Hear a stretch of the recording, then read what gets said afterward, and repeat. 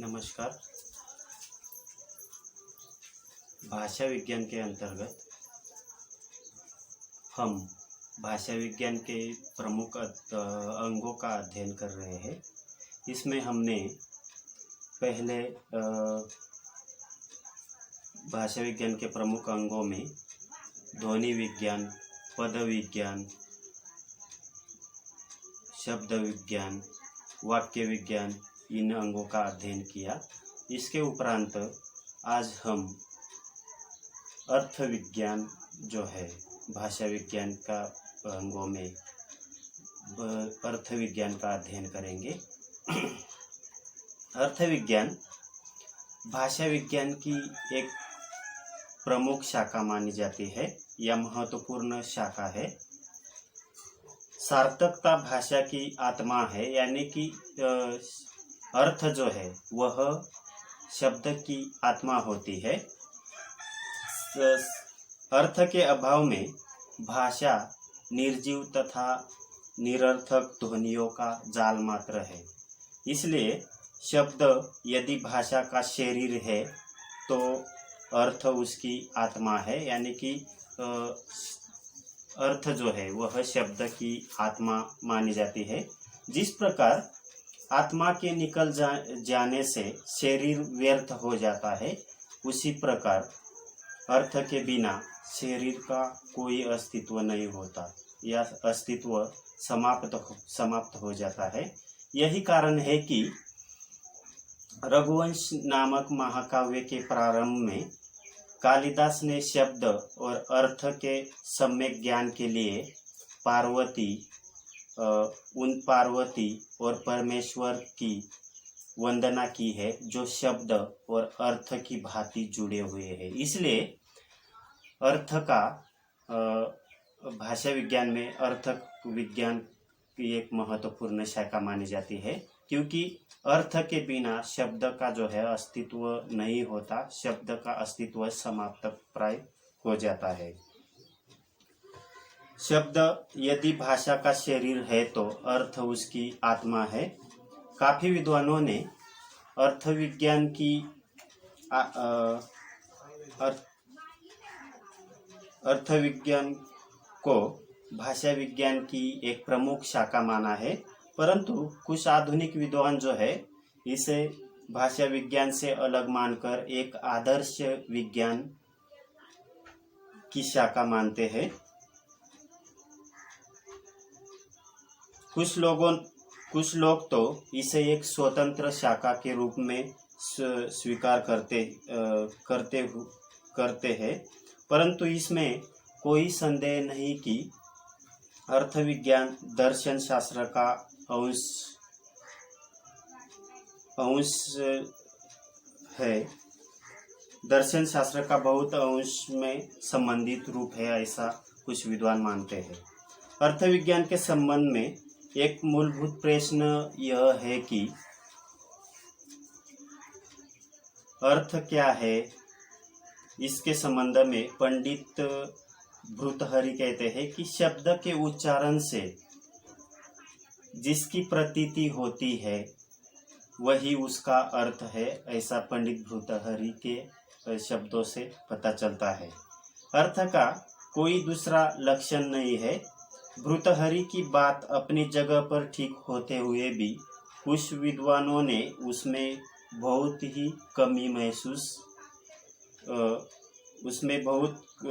कमी महसूस होती है, ऐसा माना है। उनका मानना है कि अर्थ केवल शब्द का ही होता है। ऐसा डॉक्टर भोलानाथ तिवारी ने विद्वानों की समस्या दूर करते हुए कहते हैं कि किसी भी भाषिक इकाई को किसी इंद्रिय के ग्रहण करने पर जो प्रतीति होती है वही अर्थ होता है। ऐसा डॉक्टर भोलानाथ तिवारी ने इन विद्वानों के समस्या का समाधान करते हुए यह व्याख्या प्रस्तुत की है। भोलानाथ तिवारी द्वारा बताई गई परिभाषा काफी हद तक अर्थपूर्ण है और अर्थ की प्रतीति आत्मानुभव से तथा पर अनुभव से की जाती है। ऐसा उन्होंने कहा है। जिस वस्तु में स्वयं अनुभाव पर भाव निश्चित किया जाता है उसे आत्मानुभाव कहते हैं, तथा जहाँ पर हमारी पहुँच नहीं होती या उसे अनुभव करने से डर या संकोच होता है, तब हम दूसरे के अनुभव पर निर्भर होते हैं, तो उसे परानुभव कहते हैं। ऐसा डॉक्टर भोलानाथ तिवारी कहते हैं। भाषा अर्थविज्ञान जो है, अर्थविज्ञान के अंतर्गत शब्द के अर्थ परिवर्तन की विभिन्न दिशाओं का अध्ययन किया जाता है। इसमें मुख्यतः इसके अध्ययन में मुख्यतः 3 बातें महत्वपूर्ण होती है: अर्थ संकोच, अर्थ विस्तार और अर्थादेश। यह 3 बातें अर्थ विज्ञान के अंतर्गत बहुत ही महत्वपूर्ण माने जाते हैं। अर्थ ज्ञान जो है वह कैसे होता है?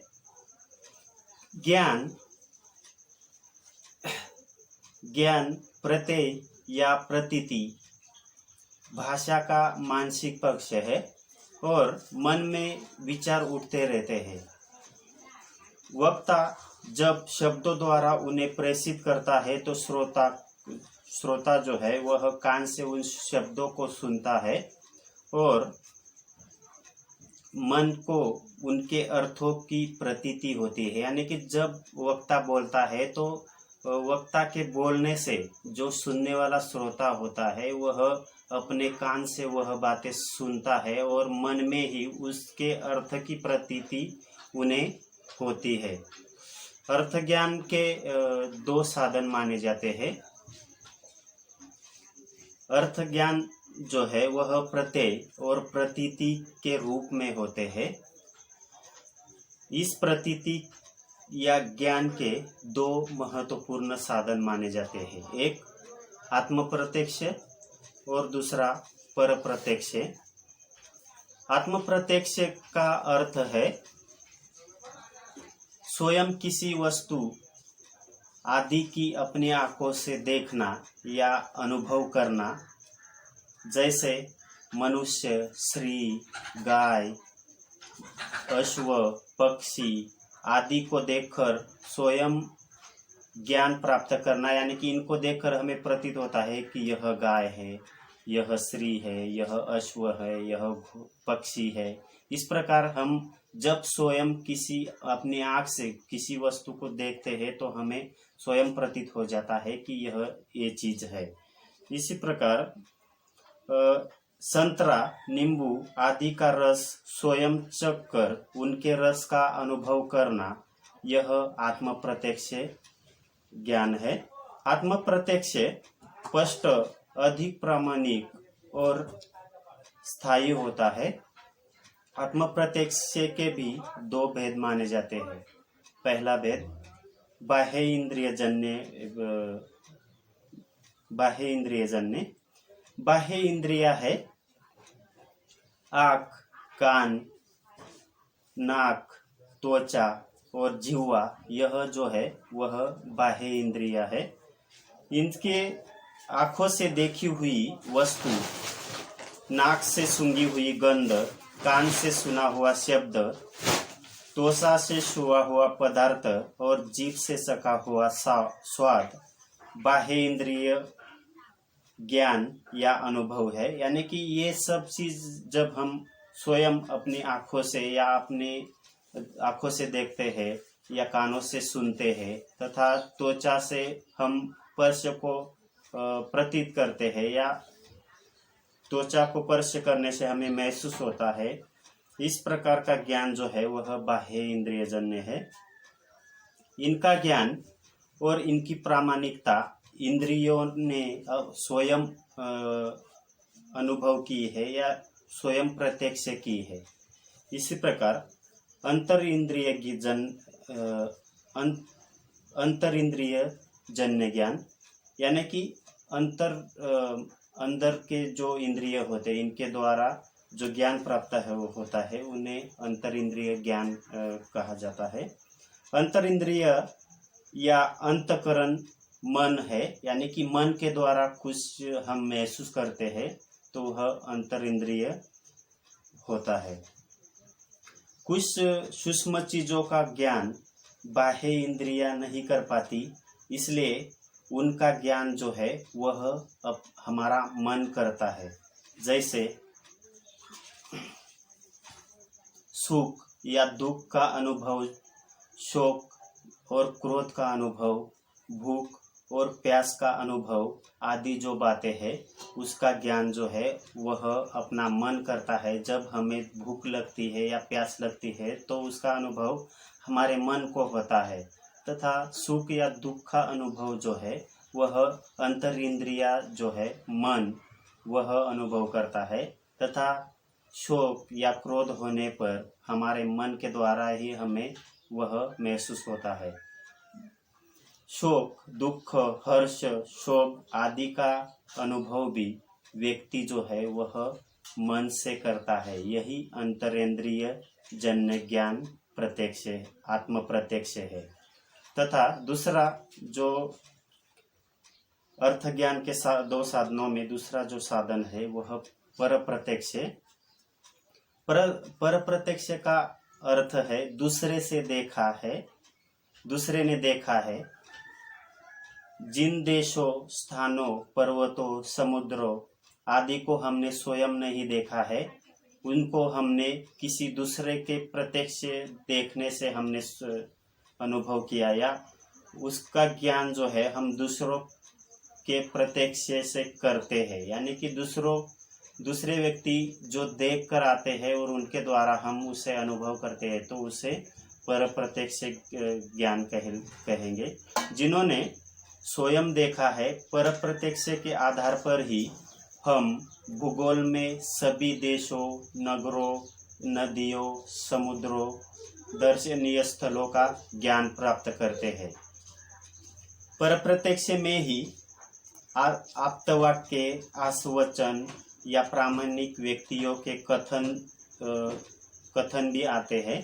उसमें वेद शास्त्र, स्मृतियों आदि से हम मोक्ष, ईश्वर, जीव, आत्मा, परमात्मा का ज्ञान भी प्राप्त करते हैं। यानी कि आत्म प्रत्यक्ष के रूप में हम किसी व्यक्ति से सुनते हैं कि हमारी सृष्टि में ईश्वर है, तथा जीव है, आत्मा परमात्मा है। इन सभी की बातें जो है, तथा दर्शन शास्त्र के जो वेद तथा स्मृतियाँ है, वो सभी बातें या इतिहास हम सुनते हैं, तो वह हम आत्म प्रत्यक्ष रूप में उसका ज्ञान प्राप्त करते हैं। इस प्रकार अर्थ ज्ञान के दो महत्वपूर्ण साधन माने जाते हैं, एक आत्म प्रत्यक्ष और दूसरा पर प्रत्यक्ष। इस प्रकार अर्थ विज्ञान के दो साधन हैं। अब देखेंगे अर्थ की परिभाषा क्या है।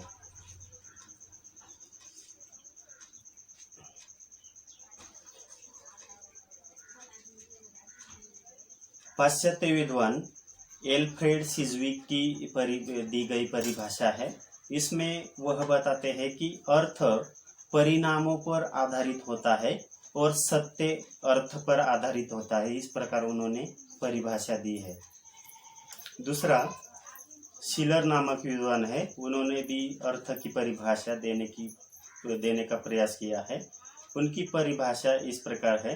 अर्थ अनिवार्यता व्यक्तिगत होता है, क्योंकि किसी वस्तु उस व्यक्ति पर निर्भर करता है जो उस वस्तु का अभिप्राय रखता है। यानी कि हम अगर किसी वस्तु को देखेंगे तो हम खुद जो है वह उस वस्तु का किस प्रकार से अर्थ ग्रहित करते हैं, इस पर आधारित होता है। यानी कि हर एक व्यक्ति जो है वह उस वस्तु का अर्थ अलग अलग तरह से ग्रहण करता है। इसलिए अर्थ जो है वह अनिवार्यता व्यक्तिगत होता है, यानी कि हर एक व्यक्ति अलग किस प्रकार से अर्थ ग्रहण करता है इस पर निर्भर होता है। भारतीय विद्वानों ने भी अर्थ की परिभाषा देने की कोशिश की है। डॉक्टर द्वारिका प्रसाद सक्सेना ने परिभाषा दी है, वह इस प्रकार है। अर्थ शब्द की ऐसी आंतरिक शक्ति है जो शब्द के उच्चारण करते ही उस वस्तु की प्रतीति कराया करती है जिसके संदर्भ या प्रकरण में कोई शब्द बोला या लिखा जाता है। यानी कि अर्थ एक ऐसी आंतरिक शक्ति होती है जो शब्द के उच्चारण करते ही उस वस्तु की हमें प्रतीति कराती है। इस प्रकार से द्वारिका प्रसाद किस परिभाषा से हमें पता चलता है। दूसरा विद्वान जो है भर्तृहरि, इन्होंने अर्थ की परिभाषा दी है। शब्द के द्वारा हमें जिस अर्थ की प्रतीति होती है उसे ही अर्थ कहते हैं, ऐसा भर्तृहरि की व्याख्या से हमें पता चलता है। यानी कि यहाँ स्पष्टतः पता चलता है कि शब्द बोलने के बाद, हमें शब्द बोलने के बाद जिस अर्थ की प्रतीति होती है उसे ही अर्थ कहते हैं, ऐसा भर्तृहरि की व्याख्या से हमें पता चलता है। तीसरी जो परिभाषा है वह कुमारिल भट्ट द्वारा दी गई है, वह संस्कृत व्याख्या है। तत्र योनुवते यंस शब्दमर्थ स्तंभ भव भवेदसो, इस प्रकार उन्होंने परिभाषा दी है। इसका अर्थ इस प्रकार है, जो अर्थ जिस शब्द के साथ संबंध रखता है वह उसका अर्थ होता है, ऐसा कुमारिल भट्ट की व्याख्या से हमें स्पष्ट होता है। उपर्युक्त परिभाषाओं का अध्ययन करने से अर्थ की इस प्रकार से कुछ विशेषताएं निकलती है। अर्थ जो है वह शब्द की आंतरिक शक्ति है। शब्दोच्चारण से अर्थ की प्रतीति होती है, यानी कि हम जब शब्द उच्चारण करते हैं तो उससे अर्थ की हमें प्रतीति होती है। शब्द विशेष का अर्थ उस संदर्भ के अनुसार होता है जिसमें वह प्रयुक्त होता है, तथा अर्थ का आधार जो है वह परिणाम होता है। इस प्रकार की विशेषताएं जो है वह इन परिभाषाओं को देखने के बाद यह विशेषताएं निकलती है। इसके उपरांत शब्द और अर्थ का संबंध जो है वह हम आगे देखेंगे।